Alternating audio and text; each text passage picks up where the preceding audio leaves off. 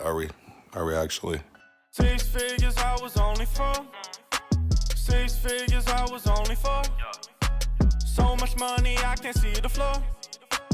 I don't even open my own door. I was iced out when I was 4. It's out God. Today, I thought I'd talk about something, but not just anything. I thought this time I'd talk about the subjects that are important to me. And nothing to me with all that's going down right now. Elections around the corner. You got this person, then you got this person. Like, who do you pick? I don't know. One thing that I do know, and one thing that I do know I'm passionate about, is movies. And there is no movie that captures the heart and spirit of everything good about Earth than Ratatouille.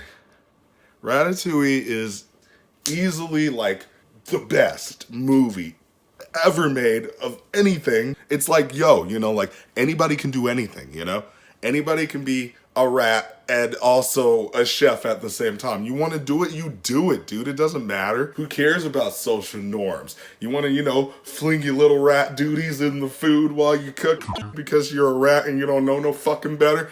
Who cares? It's Disney over here. Now, my favorite personal thing about Ratatouille, the layers, You got the Ratatouille, Ratatouille's brother, his dad.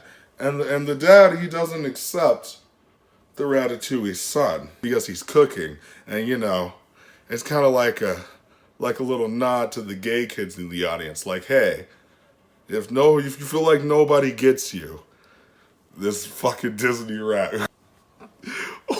What even was this movie? This rat, Remy, I think? I don't know. I'm gonna just call him Ratatouille. It's easier that way.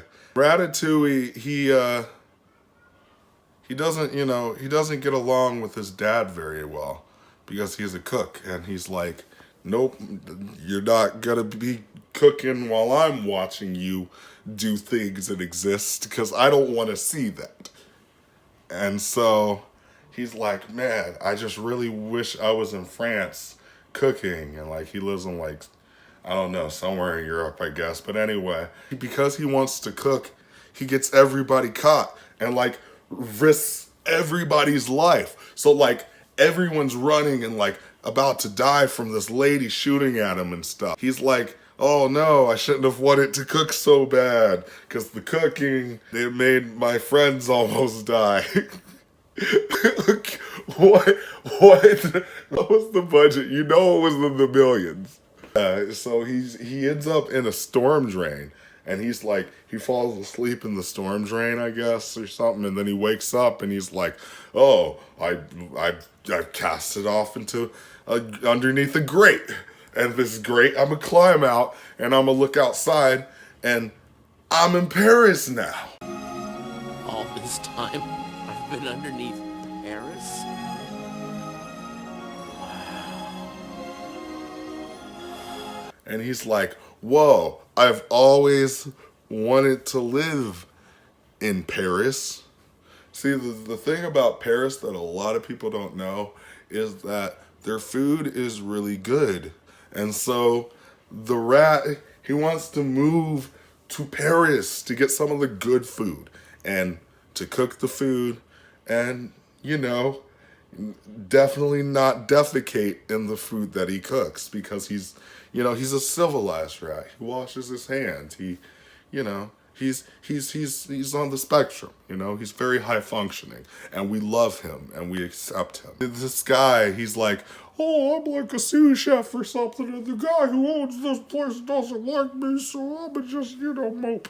And so, yeah, he mopes or whatever, and he's just kind of there to be like all emo and, oh, no one understands me either. Ratatouille rat decides, hey, I'm gonna do some cooking in this kitchen that before in the movie I said I like a lot because it's in Paris and the guy was fat and he made good food. So I cook in his kitchen now, and I'm gonna cook in it, and it's gonna happen and it's gonna work. The sous chef ends up like taking credit for it because it's really good. Eventually the sous chef's like, hey, you know what? You and me, we're gonna work together.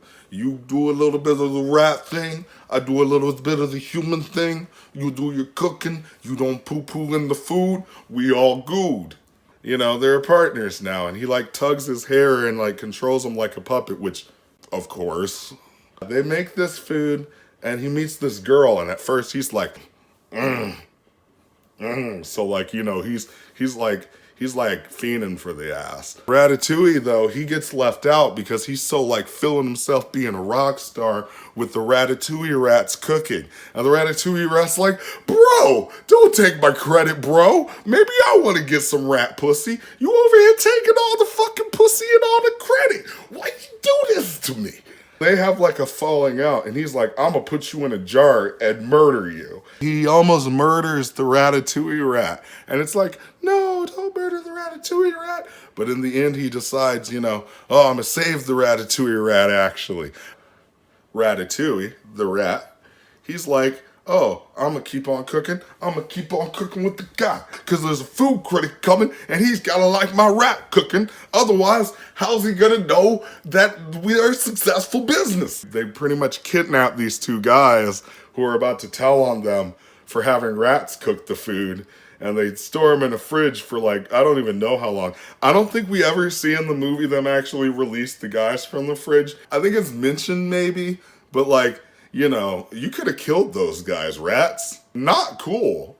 So anyway, in the end, the critic's like, I love this food. And then they're like, oh, this place got a whole bunch of rats. So they end up closing the store. But then they open a new store called Ratatouille. Of course, because it's the Ratatouille rat and it's his idea.